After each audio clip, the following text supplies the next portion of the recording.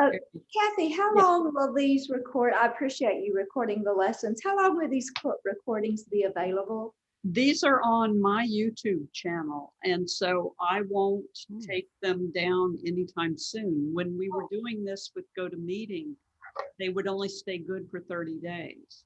Okay. And so I started moving them over to my YouTube channel. So they're over on my YouTube channel. So as long as you keep that link, they're fine.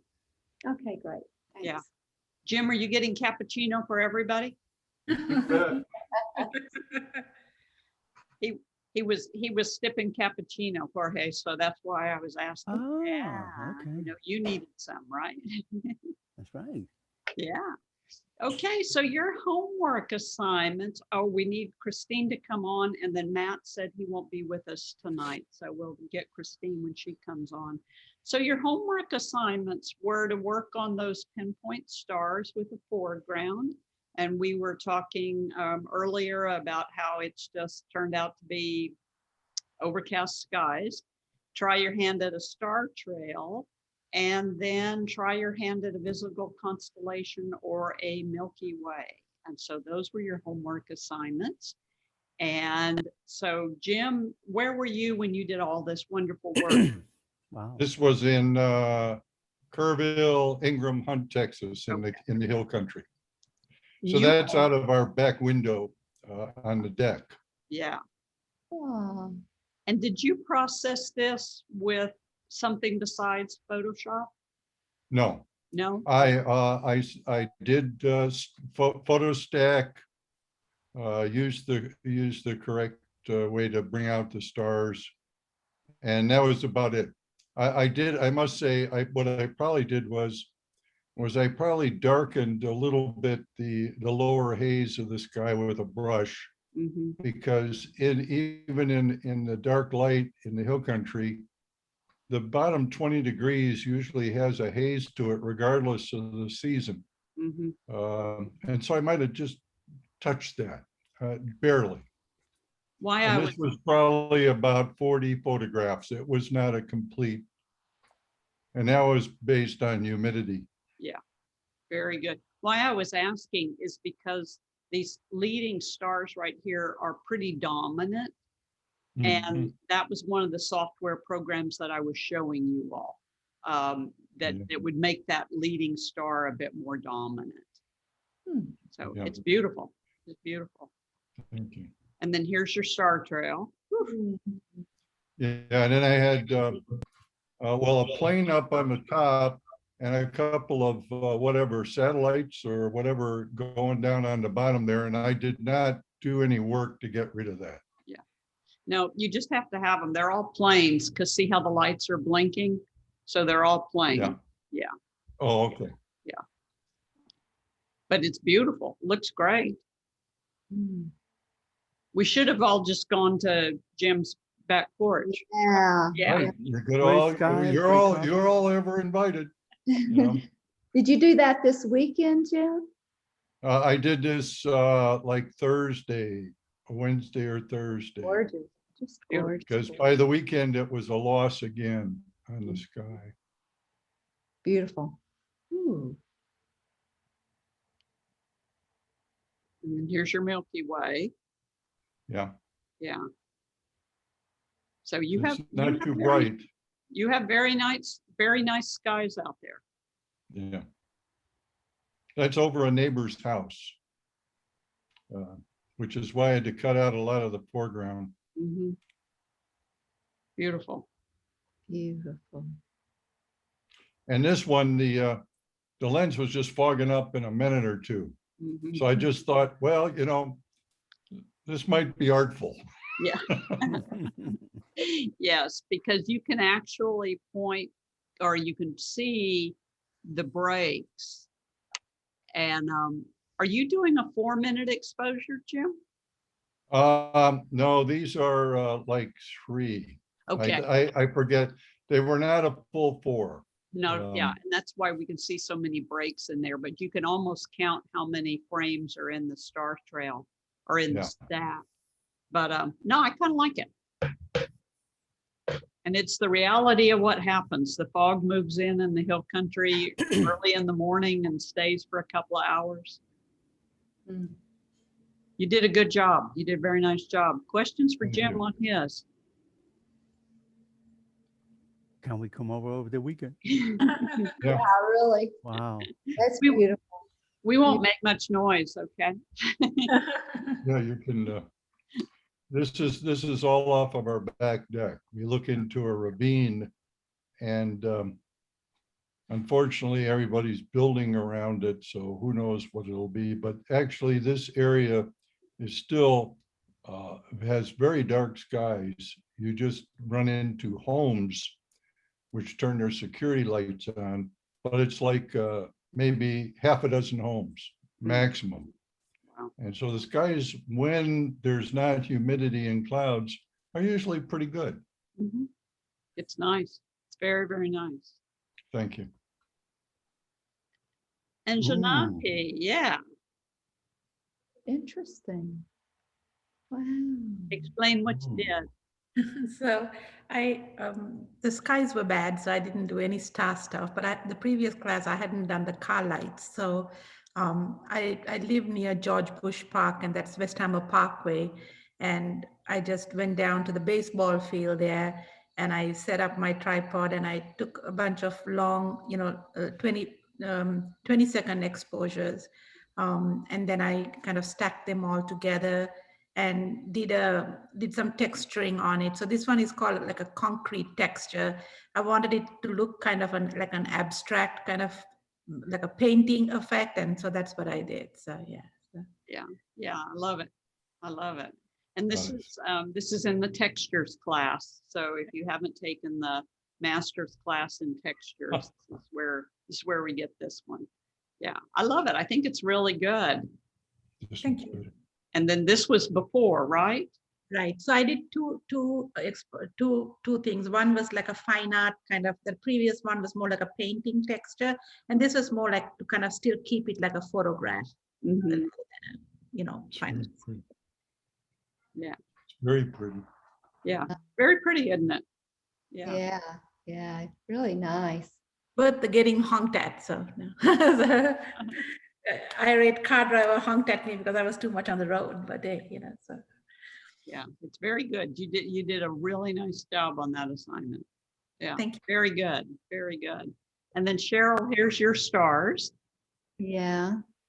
It looked it looked like there were more stars when I did it at home, but that was all I had. I mean, it was that night. It's, So, it's plus I had cars going by, so we were having to stop and wait till it looked like I would have relative dark, and it was a challenge. yeah, you did it. You did a good job. The stars are pinpoint, and they are there. So you did a great job I learned there. how to do that. Yeah, you learned how to do that. Exactly. And then I took it, and of course, all I had was your little tiny photo. So I didn't have your raw file, Oh, but okay. I took your photo and then processed it a little bit more. Hey, what did And that brought out the sky a bit more, and that brought out the stars a bit more. And that's Yeah. actually what it looked like on my computer. Uh-huh. So what did you do to bring it out on the little picture? I did the texture, vibrance, and saturate, and then I moved the exposure slider just a bit toward the right, Okay. just to brighten it up just a little bit. And then that created a lot of noise, so I did a denoise to it just a bit. I didn't do a lot of heavy-handed work. Okay. But once again, when you all send me those small files, I don't have much to work with. Yeah. But Yeah. I figured this was more what you were seeing on your home computer. Was. Yeah, there was a little airplane there. I had to zoom in to see what was that line there, and it was an airplane. When you zoom in, you can see red light. Uh-huh. So that was, Yeah. So you did a good job, but the stars look pinpoint to me. that's what I thought. I had to change a lot. I think, I can't remember. I told you what I did. I wrote it down. I think I just slowed down the shutter a whole lot until it finally. Yeah, and you know, you went all the way, you did ISO 1600 at 1 second, Right. and you could have easily gone 15 seconds probably, if not 14 seconds. What lens were you using? Well, the only one I had, I broke my wide angle lens. That's right, yeah. Yeah, so I had, I mean, it is it's that zoom 18 to 200. So I Mhm. had it on 18, Mhm. and it's a good lens. It's Yeah. just old and needs to be cleaned. Yeah. But So but- at 18 millimeters, you could have gone about 20 seconds, and this was only 1 second, which means if you would have let the exposure go longer, you would have probably seen more detail in the stars. oh, I see. If I'd gone down to a longer, okay, Like 5 seconds, 10 seconds. okay, Yeah. okay. Because you're a crop sensor and you're 18 millimeters. So I think the math formula comes up to be something like 20 seconds if you do the math, but you were only at 1 second. I set it at 20 seconds and it was totally dark, unless I had it on the wrong side. You had it on the wrong side. I bet you had it on a 20th of a second versus I 20. probably, I may have. I Mhm. couldn't see what I was doing. I thought I had set it ahead of time and then it wasn't set when I got there. So, Yeah. okay. So I'll need to be careful how I set it. Thanks. It's the 20 with 2 quotation marks. Right. the And 20. that's common. I see it in the field all the time. But I bet you that's That's probably what yeah. happened. I think I was on the opposite side of the of the 20. scale. Thanks for giving me that feedback. That's helpful. Yeah. And then Christina, here's yours. And Oh, there's welcome. the Hey. Got a- Hi. differ. So we got a Big Dipper. Yes, have a Mhm. Big Dipper. So that was the 5th, the night of our class, I think. Uh-huh.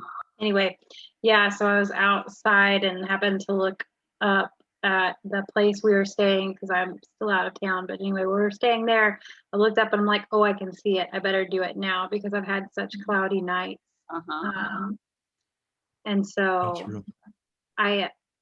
since I have the kit lens, I had a hard time focusing. I tried to focus during the day and then I taped it. And I mean, it's not really in focus, but that was the best I could get Yeah. because then the next night it was too cloudy. I couldn't get anything. But I was like, oh, wow, perfect. Yes, Big Dipper. And then here's when you did, so you're at the same location, right? Yes. Where you did the same- fireworks, right? Yes. And look at your stars. They're beautiful. Yeah, I was just playing around trying to get the trees, the palm trees, of course, were moving and were to cooperate, but I was impressed with what I was able to get because again, I think this was the next night or a couple nights later, and I tried again to focus during the day, tape my lens on manual focus, and this was a lot better, the focus on this. Yeah. Yeah, this is a lot better. And this is really, really good. Sky looks beautiful. Yeah, this is good. Yeah, so congratulations on that one. And then you did a star trail.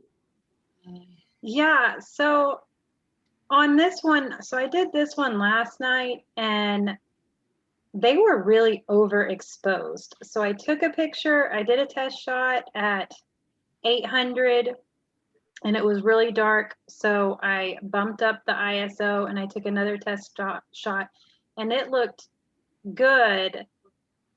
And it was dark out there, but later I think my grandmother turned on the lights in here and the window behind me because the trees were so lit up. I didn't like the trees up.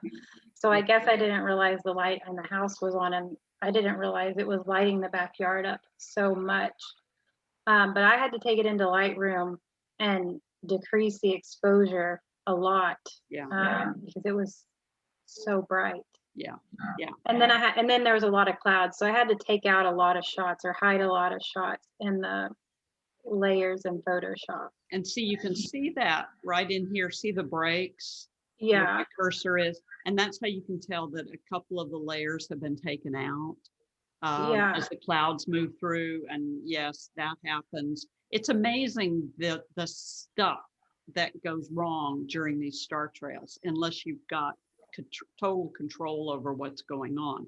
Cloud, yeah, fog, people turning lights on, and you saw what that light did to just simple porch light. In these pictures. yeah. I Yeah. was shocked. And like I told you, I was having computer issues. I'm on my laptop and not my desktop. So I thought about trying to mask out some of the clouds and some of them, but I was like, I can't No. do it. The It's hard, laptop's not it's hard to cooperating. mask out the clouds. It really is. It's very hard. Okay. But I think you did a great job. So congratulations. It looks good to me. Yeah. And you did it. So the key thing is you layered it and you've got it going, and yeah, it's looking really good. Super. And then here's your pinpoint stars. Yes. And this was when I was at the beach last week, and there's beautiful like banyan trees here, and I was gonna go try to paint the trees at this church. I had been eyeing these trees all week, and I was like, I'm gonna go. I took my sister-in-law with me, took my husband with me, and we were gonna go out there. And then I've never been by at night, and all the trees were massively lit up. Oh, So wow. there was no point in doing that. But I thought, well, maybe I'll try to get the sky, and that fountain is lit up, and so whatever, I guess that blew out. I didn't think about that before I took it, but I was just really surprised at how much light I got with the exposure, but still keeping it short enough to do the pinpoint stars.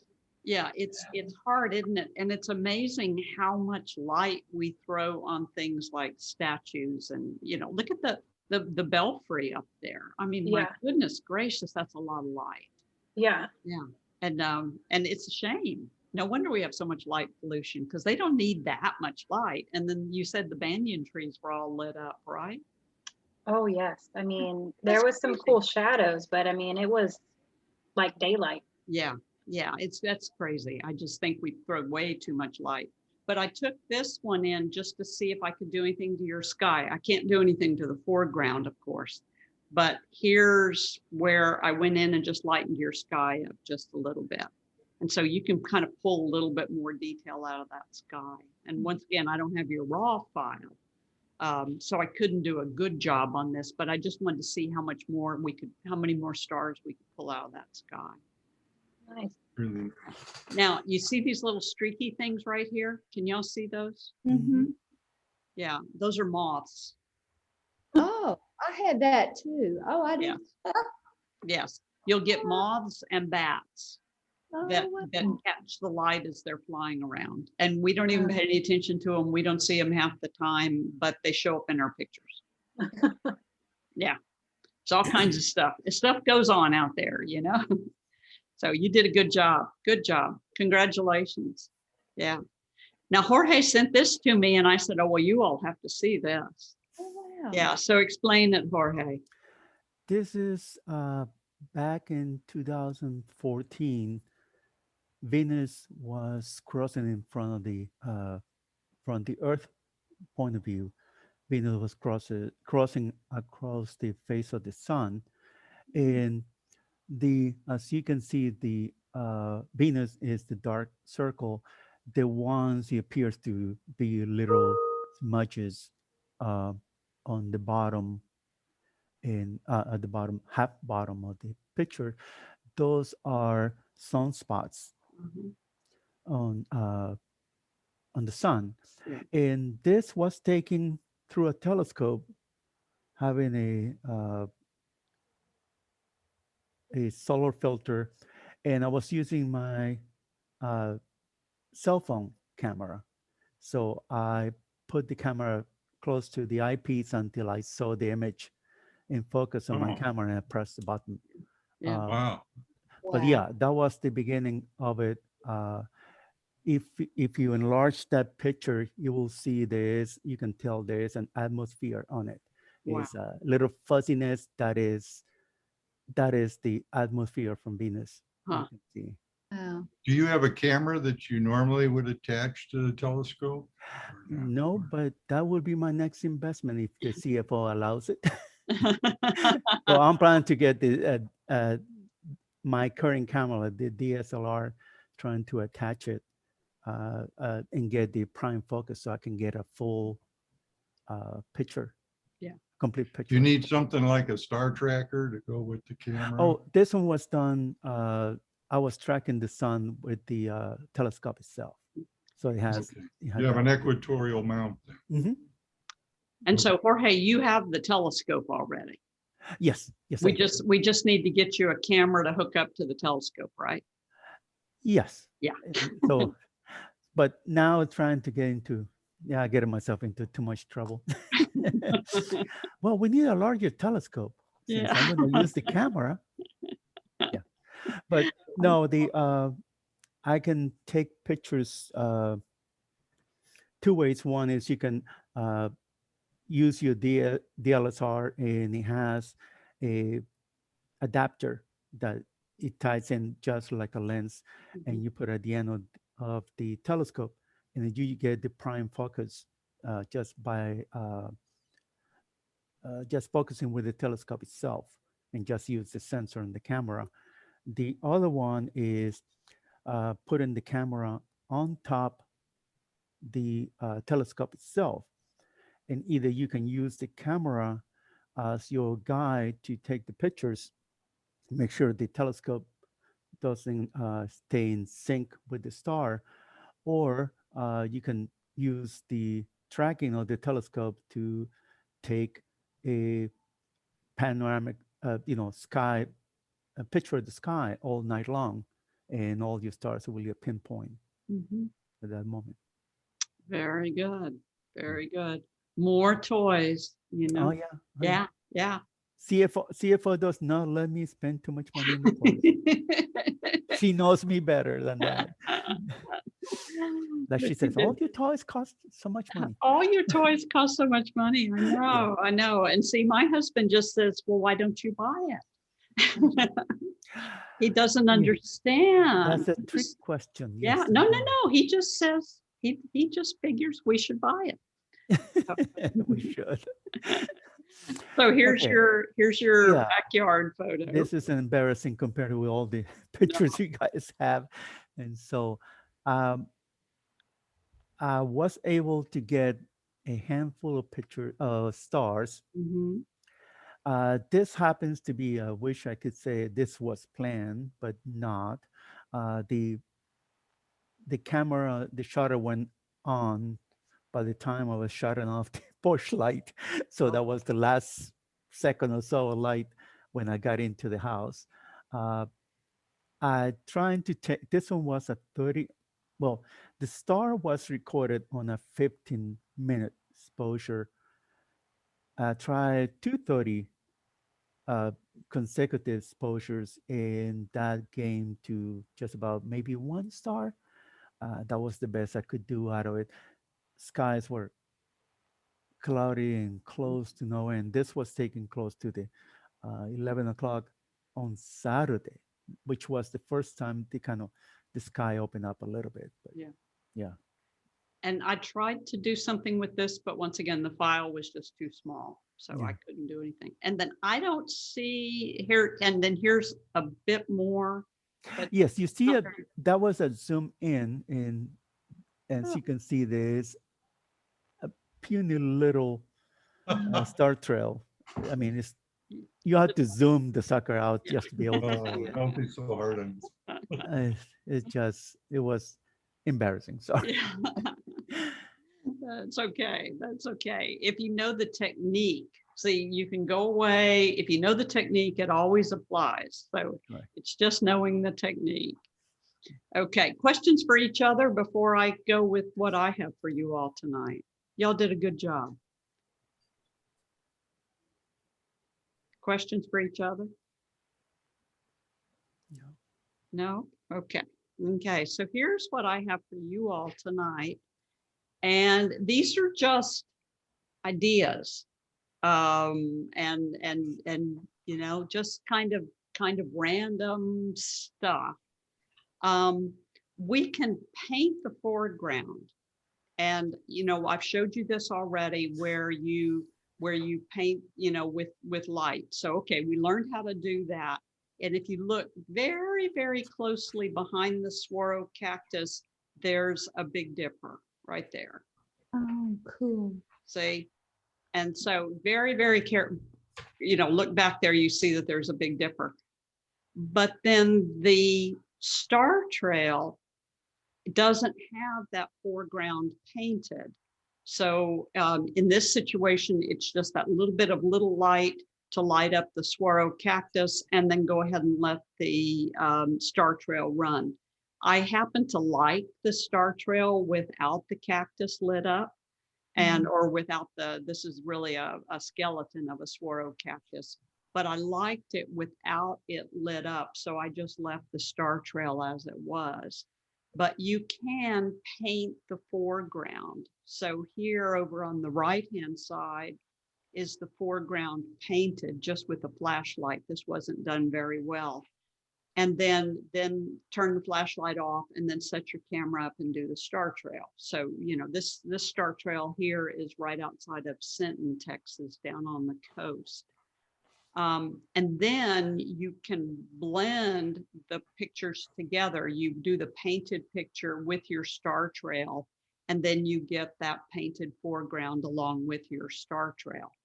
So I just show you this technique because there are a lot of people now who are taking one foreground and then putting it in front of their Milky Way when the gaseous cloud comes up, or they're putting it in front of their night sky when the constellation gets exactly where they want it to be based on their foreground.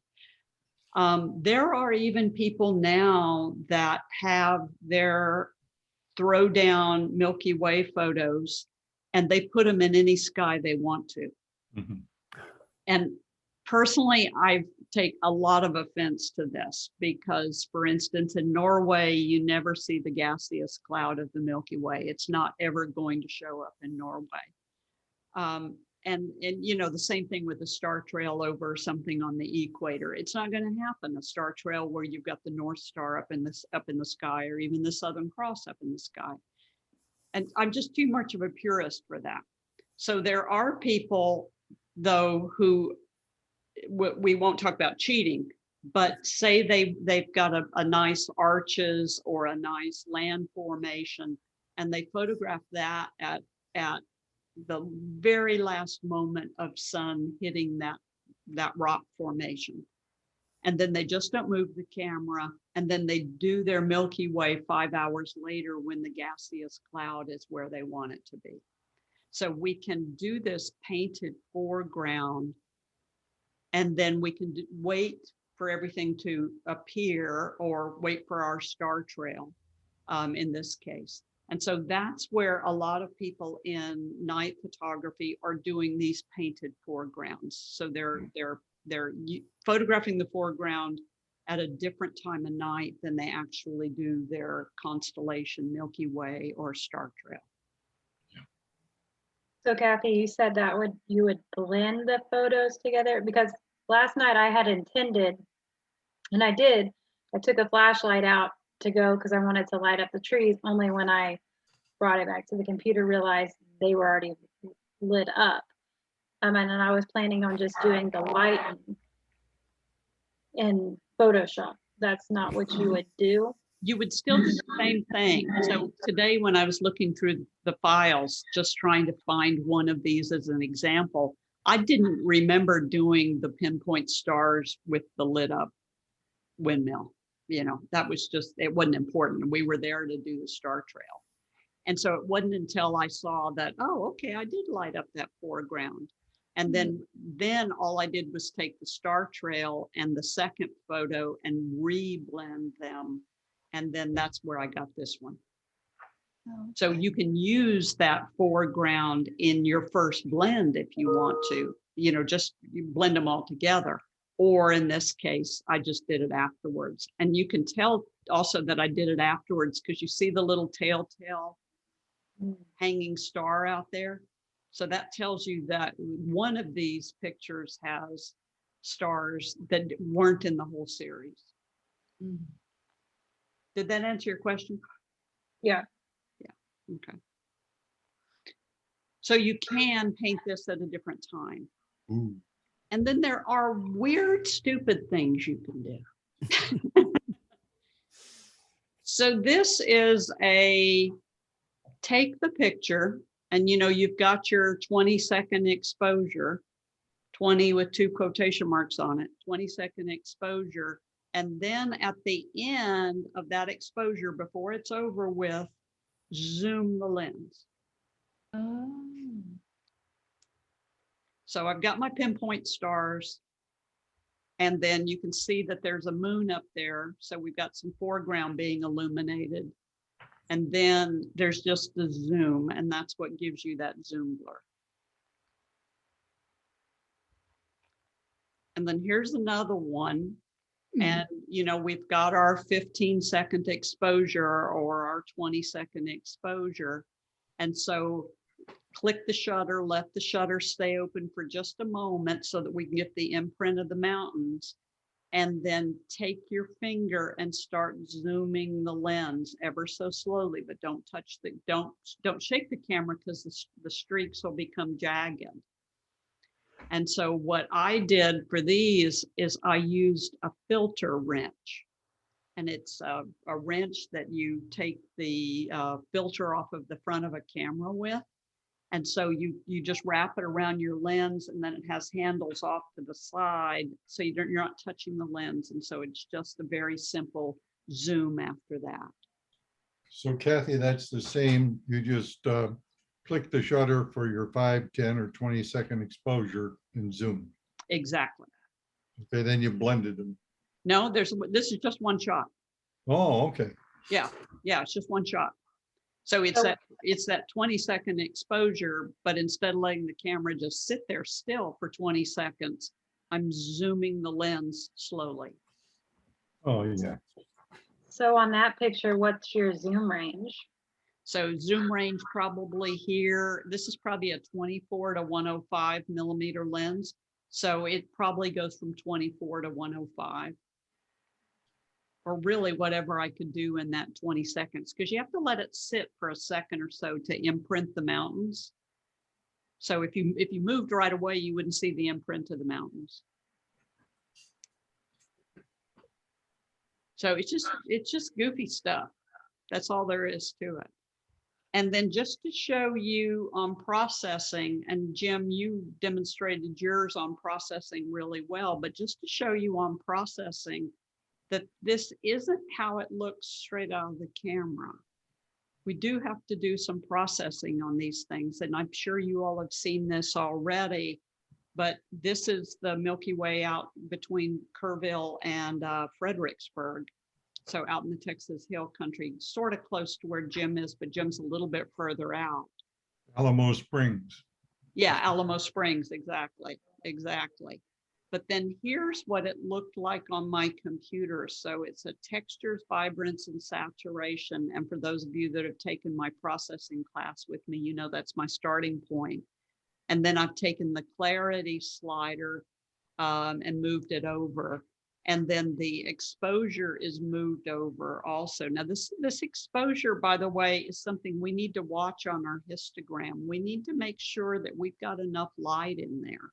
So when you're looking at that histogram, make sure it comes all the way over to your right-hand corner. There's a bit of contrast. There's a bit of shadow. I did a little bit of blacks. And this clarity slider and the dehaze slider do amazing work on your pinpoint stars. And then the clarity does amazing work on your Milky Way. So it really kind of brings out this little gaseous cloud on your Milky Way. So just understand there's some processing that goes into these. Not a lot. You see that I'm not using a real heavy hand. If you all know the sliders, I'm not moving things too much, but yeah, at the same time, we have to do some processing on these things. Kathy, do you see, when do you choose, this is awful broad question, the choosing clarity versus the newer DAs? Do you have a preference for that with the stars? Or? The dehaze is wonderful for getting rid of any humidity in the sky. Mhm. So, that nagging mist that we get sometimes toward the horizon, that dehaze gets rid of that a lot. And then between the clarity and the dehaze, those are probably the last two sliders that I move. And sometimes it's a lot of dehaze and sometimes it's a lot of clarity. And sometimes it's not very much. Mhm. So you use both? I use both, yes. Okay. Yes. And in regular old ordinary processing, I don't use clarity that much anymore. I use texture now, and I don't use dehaze very much. But on night sky stuff, I found that that clarity and dehaze do give us a little punch. What does the texture do for you for the stars? The textures I like because it fine tunes them a little bit more. Okay. Yeah, little bit harder edges on them. Okay. Thank you. So just remember, these have to be processed. They don't look, coming straight out of the camera. We have to go in and do some processing. And I personally, there's a lot of 20-minute YouTube videos on processing photos of the Milky Way. And I just think that if they would take it better the first go around, they wouldn't have to process for 20 minutes after. So, I don't spend 20 minutes on much of anything except once I get into layers and textures and that type of stuff. So just realize that they have to be processed. And then this is a new toy. This is a camera mount. So Jorge was talking about his telescope mount so that he could keep his telescope on the subject so that he could take long exposures. And this does the same thing with your camera. So this is called a Move, Shoot, Move. It's not very expensive. It's $199 if you're going to do a lot of this night sky stuff. I'm totally frustrated because, of course, I buy this and we go into a rainy season, and I haven't had a clear night when I was able to test this booger where it didn't fail or I didn't fail or the camera didn't fail. And so far I have not been able to use it. I'm ready, but I haven't been able to use it. May I ask I saw a video on this guy. Mhm. And that's why I was asking Jorge what he was going to do, because he really is an expert on this. Will that hold your R5 with a decent lens on it? Does it have that weight capability? Yes, it does. It does. And the downside to this is that you have to have two ball heads. Yeah. And so, there's a fairly good amount of equipment here. But, as Jorge has said, it's only equipment. But It's only equipment, right? here's a It's tripod. only money. It's only money. Here's a tripod. Here's a ball head. And so Christina and Cheryl, you all have just bought new tripods and ball heads. So it's a tripod, it's a ball head.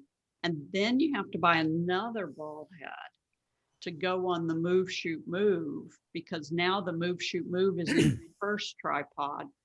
And then this Move, Shoot, Move is on a little rotating device. And you set it for whether or not you're in the northern hemisphere or southern hemisphere, and it rotates at the same speed as the Earth. So that would keep your 4-minute exposure solid so the stars wouldn't streak. I saw, I was looking on the web about something to keep track, have the camera when you're on the field without having to carry the whole telescope. Yeah. And I found two in which you can use your same, it costs a little bit more, Yeah. just to start with. But you can use the same tripod for your camera, Uh-huh. and you put it flat, and you can even align the camera so it's pointing to the true North Star. So Uh-huh. literally, even the North Star, the polar star, it Yeah. just shows without movement. Yes.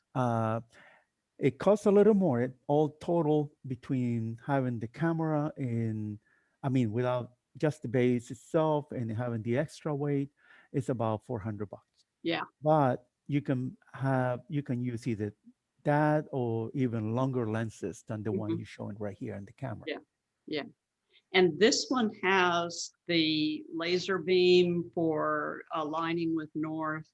Wow. Okay. So, it has, so you can line everything up, and it has all the little levels on it and everything. So this ends up taking a while, which is the reason I haven't produced any great photos yet.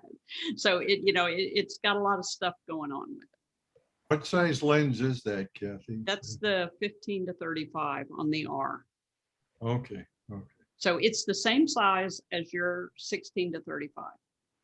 yeah.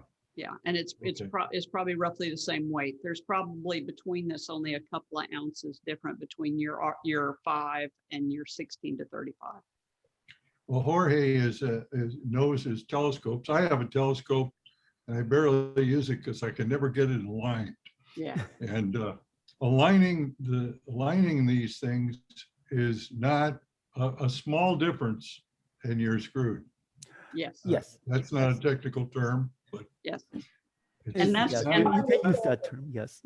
And that's where I messed up the clear night I did have it, because I was just not paying a whole lot of attention to the alignment. Right. And, I sort of halfway pointed the laser at the North Star and said, oh, okay, and then clicked.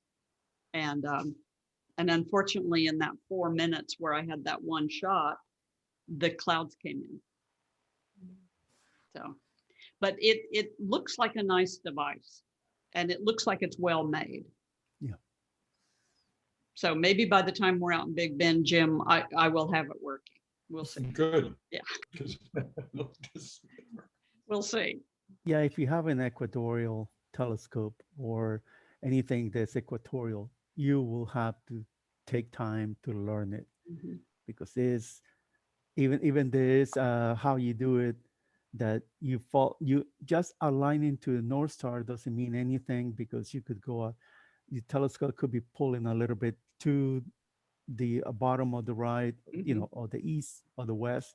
So it takes practice, tons of practice. Yes, and that's what I realized, is that this wasn't as easy as pointing the laser beam at the North Star. Mm-mm. Because the instructions say make sure your tripod's level, make sure the camera's level, make sure this is level, and Mhm. it's a slow process. But you all have learned this about night photography anyway. This is a slow process. Practice, practice, practice. Yes, practice. Now these are some other things. This is a software program called Star Trails. And this is the little logo for it right here. It's called Star Trails. And it does little things like this. So hopefully this is going to work. There we go. Oh, Yeah. that's You want to cool. see that again? So it makes Fills little it in. little videos. So that it'll do your star trail, and then here's another one.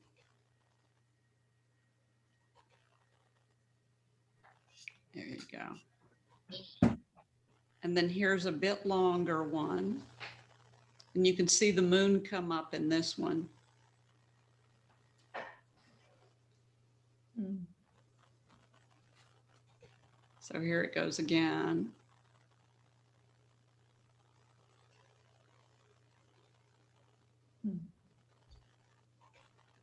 Whoops, sorry. Didn't mean to show that to you again. And then here's another one in a different way. There you go.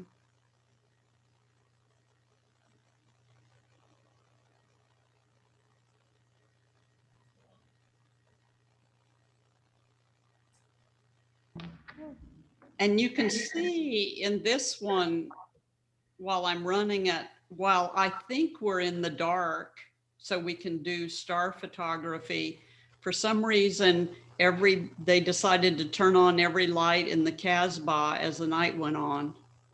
I have no idea why they decided to light this thing up.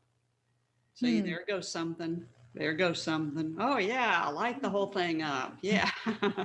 So, you know, once you realize, well, that we just ruined all that stuff, you know. So it's got its possibilities. Here's going back to my cactus again. Oh, that's pretty. So it's just kind of presenting your star trails in maybe a different way that maybe people around you would find interesting, as opposed to just showing them a star trail. So here's another one. And sometimes these are fun to do on your star trails that just, you know, they didn't come out that well. This is an actual, it just turned it into a video. And then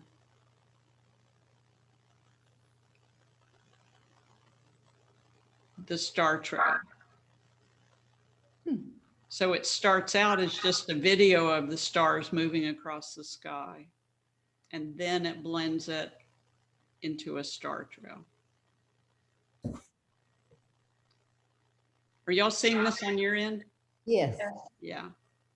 Cool. Now, this one also, I'm going to go back and start it over. This is a star trail where I was using 30-second exposures and not 4-minute exposures. So notice in the beginning that you can still do a video because of the sky moving, because there's no streaky stars, because it was just 30-second exposures. That's down in Costa Rica. And then you can, and then this is a time lapse. Did you know that Photoshop does time lapses? Oh, wow. Yeah. So Photoshop does time lapses. And so if you just take your star trail into Photoshop as a layer, then we can do a time lapse of them. And this is another one where I did the exposure at less than 30 seconds and then let the camera run all night long. And so I decided it made a better time lapse. So there's a time lapse of the Milky Way moving across the sky in Morocco. And if you don't find instructions Where on is how that in to, the drop-down menu? huh? I'm sorry. Kathy, where is that in the menu? It's not in the I'm drop-down sorry. menu, but if you all, I will send you all instructions on how to do a time lapse, because it's really incredibly easy. It's really, really easy. Oh, that'd be cool. Yeah, yeah. And then you can do it on all kinds of other things. So, you know, when it comes down to it, how many pictures of the Milky Way do you really need? But if you turn them into a time lapse, it becomes kind of interesting. And then this is a video, just once again, showing you different things we can do. And watch this. This is a video of the eclipse, and it's not as good as I would like it to be because I didn't let it go long enough.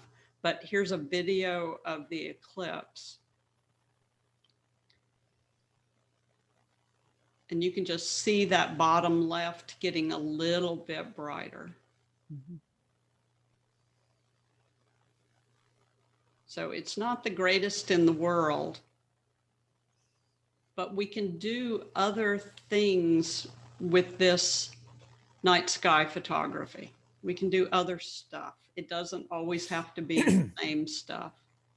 So there's a video. Yeah, there you can see the video running on the bottom. So that's just letting the camera sit on the tripod and hitting the video button.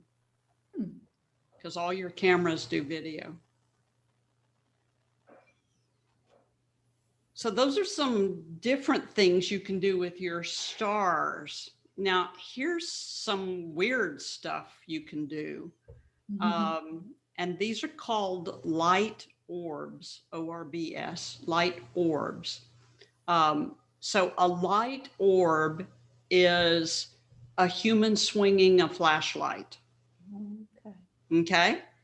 But we got to get this right, because if you don't do it right, it looks like a ball of yarn that exploded. So a light orb, we're going to take a small little flashlight, just a little one, not a heavy one, just a little one, and we're going to attach it to a chain. Personally, I like a dog leash. And we're going to attach the little hook on the back of the flashlight to the dog leash. And then what you're going to do is you're going to stand up and hook your elbow into your waist at a 90-degree angle. So you're just going to hook your elbow into your waist. Go ahead and just do that for me. Just hook your elbow into your waist at a 90-degree angle. And now your hand is going straight out from your waist at 90 degrees. You're going to hold that dog leash or, in your hand, and you're going to hang it off the edge of your fingers.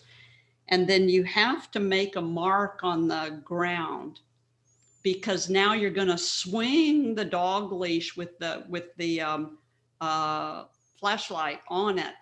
And then you're going to walk in a circle around the pivot point. So you're not the pivot point walking around. If you're the pivot point and you walk and you just turn 360 degrees, you get what looks like a ball of yarn that exploded. But if you put a mark on the ground, and then while you're swinging that dog leash with that flashlight, you walk right around that mark on the ground as a pivot, you get an orb like this. And hopefully you don't whack yourself in the face too many times with your flashlight, because that ruins your picture. So it takes a little bit of getting used to, but this is 3 orbs. And then I painted the trail with my flashlight. And then I walked down the trail and painted my shoes with my flashlight. And then layered all that together. Because now you know how to do your layers, your star trail layers. And so this is just another layering like star trails. So these are orbs.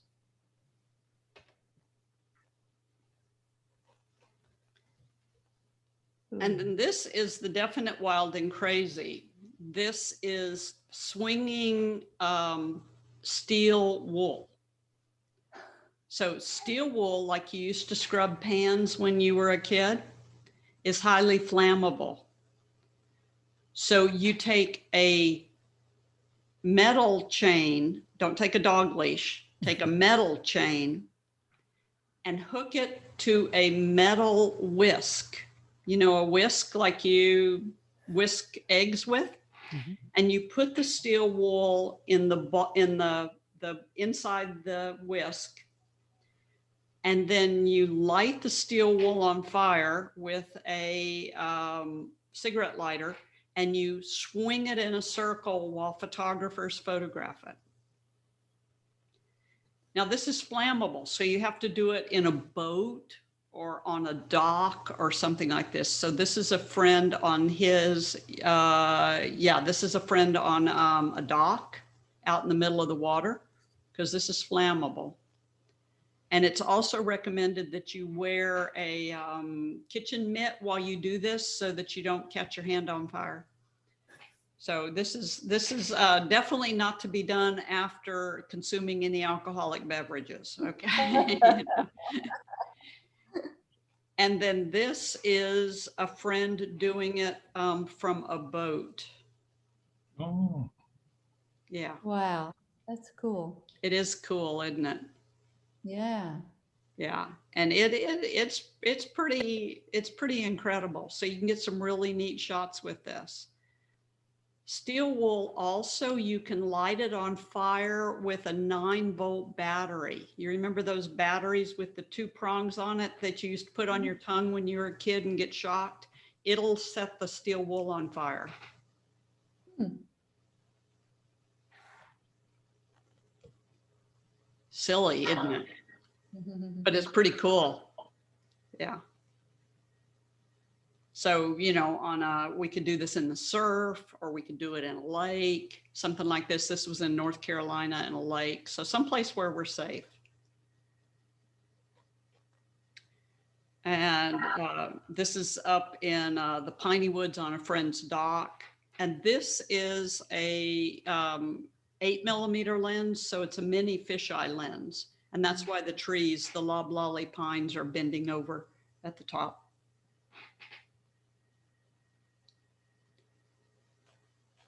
And then this is a lot safer.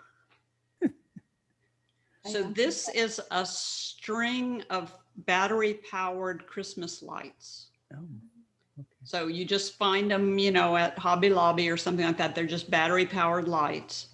And I'll warn you, don't just flail these things around because the wires come undone. So what I do is I wrap the wires around the little battery compartment and I tape it down so that when we go to swinging the lights, they don't rip all the wires out. So this is about 2 or 3 different colored strands of Christmas lights. And then the Christmas lights over here on the side, this was around Halloween time. These are Halloween lights, so they're orange. So over the years, I just pick up different colors of these just in case I ever need them. But this is a lot safer than steel wool and equally as much fun. Christine, are you still at your grandmother's house? Yes. See, she might have some Christmas lights, you know, right? Yeah. Yeah. You probably got some other humans around there that would flail these things around for you. Oh, for sure. Yeah, see, and this is a lot safer than throwing steel wool around. And how long is this exposure? This is probably 30 seconds. 30 seconds. Okay. Yeah. That's not bad. Yeah. You know, if you look in the back, the stars are a little on the streaky side. So if you wanted the stars to not be streaked, remember, then we can only do that 20-second thing or whatever your pinpoint star magic number is. And then the moon's coming up over the edge of the trees back in the back.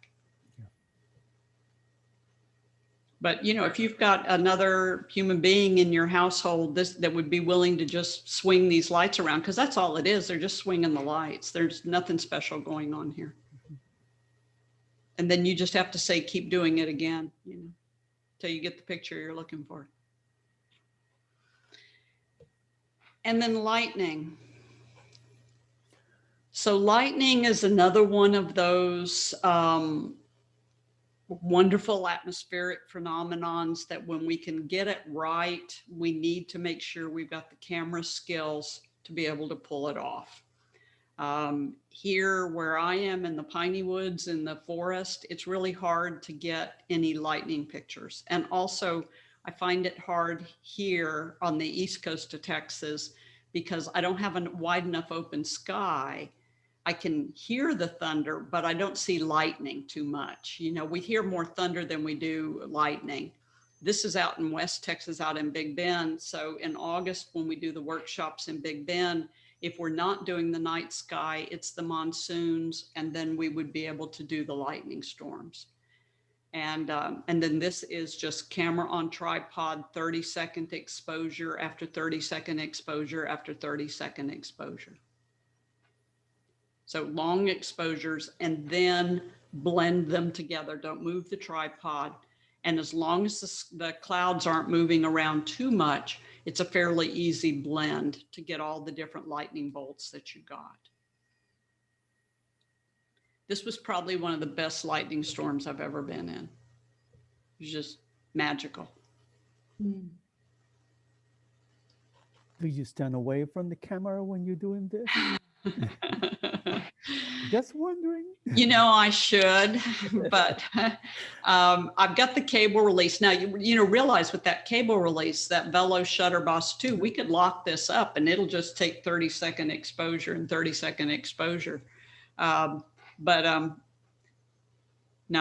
I stand close to the camera. I shouldn't, but I do. And then, you know, once again, layer blending them to pick out the pictures that we got where we had good lightning bolts.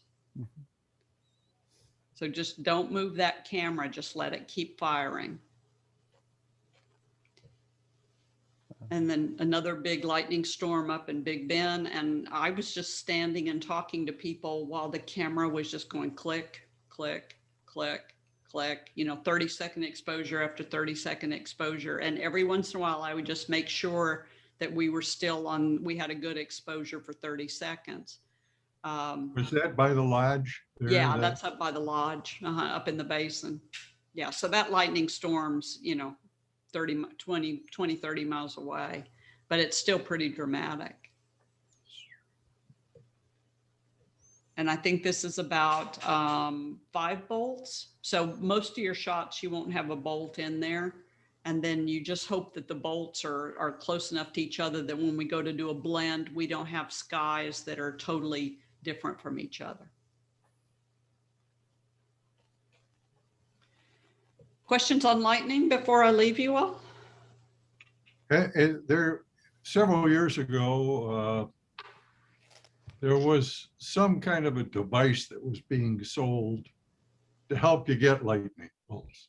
I never bought it. Yeah, I had too much junk anyway. Yeah. But did you ever try that? yes, Okay. yes. And in fact, one workshop, everybody had one because we were in a rainy season out in Big Bend. We were supposed to get a lot of lightning. And so everybody bought one. So these were what, Jim, like $300 and something, right? They weren't cheap. I can't remember. They weren't cheap. They weren't cheap. And what we would find is we would get this great lightning bolt and nothing happened. Hmm. And then all of a sudden it would kind of start firing, but nothing was Okay. happening. And no, Okay. I did not. Now, where it might help, you notice that all my lightning shots are toward the evening. So that's easy, 30-second exposure after 30-second exposure. But if we've got a lightning storm going on in the middle of the day, we're not going to be able to do long exposures. Mhm. And that Okay. might be where a lightning trigger would work. But I just never found them very accurate. I mean, I'd almost rather just sit there and just let that camera keep taking pictures, but then you might end up with 800 pictures before you ever got one bolt of lightning, Mm. Mhm. which it's Thank digital, you know? Yeah.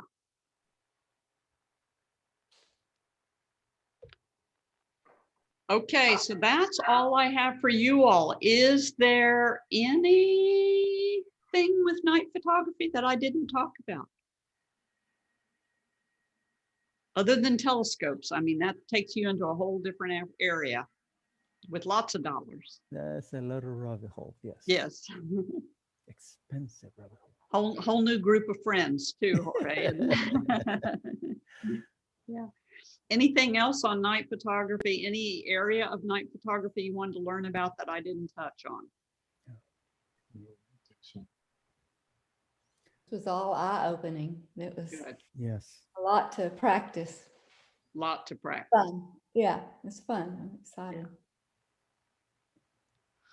So coming up classes, I'm heading to Costa Rica for a short getaway with my husband. I'll be back and later on, and then we've got bird photography coming up on the 26th, and then workflow for wildlife. This is where I'll take pictures directly coming off of the card and move them all the way through my workflow just to show you what I do.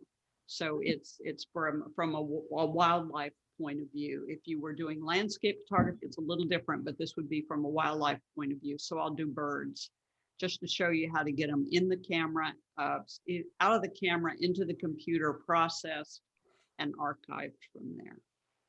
So that's coming up. And then I'll put more classes on August, September, October. If you've got any classes you want me to teach, send me an email and I'll make sure to put it on calendar for you. And then if you want to travel with me, the Basque Spain trip is looking like it's going to go. That's to the northern coast of Spain. It's mostly villages and landscape photography. And then Northern Ireland is a definite go. That's in October. And then a November trip for Costa Rica birds. I have 2 openings left on that one. It's almost full. And then February 2022 for birds, Costa Rica, also 2 different itineraries. Well, I have a suggestion for a class. Yes. It's night photography.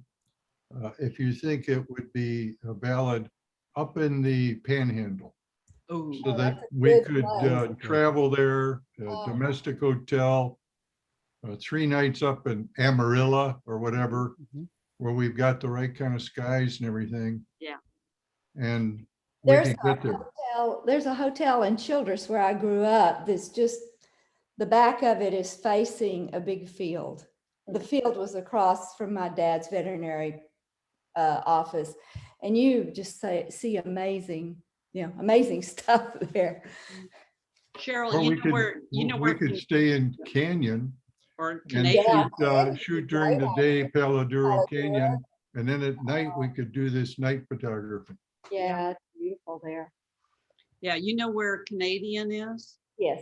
So that's very dark up in Canadian too. Yeah, I like the Panhandle. Panhandle's really nice. Yeah, good idea. Any other questions, suggestions?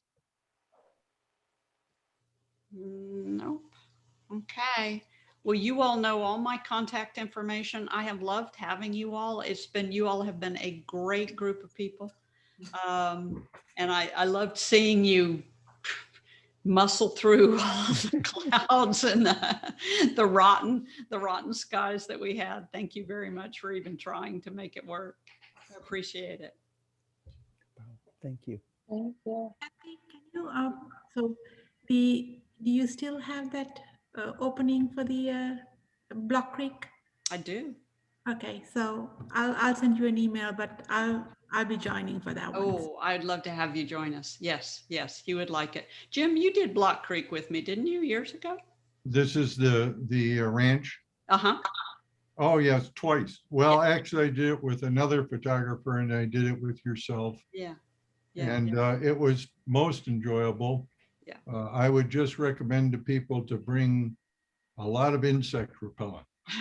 Because there were a lot of mosquitoes out there, but it was a great trip and a beautiful place to stay with that ranch. And yeah, it was very worthwhile. And I got Kathy helped us get the best hummingbird shots I've ever had. Those are some good hummingbirds. We'll do that in September too. So what Yeah. Janaki's talking about, it's a workshop in September. And since she's going to go with me, then it would need another woman because they would be staying in the same part of the house and sharing a bathroom in the hallway. So it would need another woman. But we're going to do hummingbirds in September also because it's the black chin hummingbird migration. So yes, lots and lots of hummingbirds. Yes. So yeah, good workshop. Definitely good workshop. And then I've got 3 more scheduled for next year, I think it is. I haven't put them on my website yet, but if you're interested, let me know and then I'll keep you on the list. Okay. But it would be good to have you on that one, Janaki. Yeah, be good. Okay, anything else before I leave you? I have a question. So for the recordings, will they still be available for a few days? No, they're available. They're on my YouTube channel. So Okay. you can watch them as long as you want. Okay. Yes, and I'm not going to take them down anytime soon. So just keep the link. And if you lose the link, just send me an email and I'll send you the link for it. Okay. Okay. Okay, guys, thank you all very much. All right. Thank you. It Thank was a pleasure meeting you all and sharing photographs. Likewise. Thank you. Yes, yes. And that's the fun too, is we at least feel like we kind of know each other, right? Yeah. So at least we feel like we made some friends during this time. Thank you all very much. I appreciate it. So I am going to stop my recording and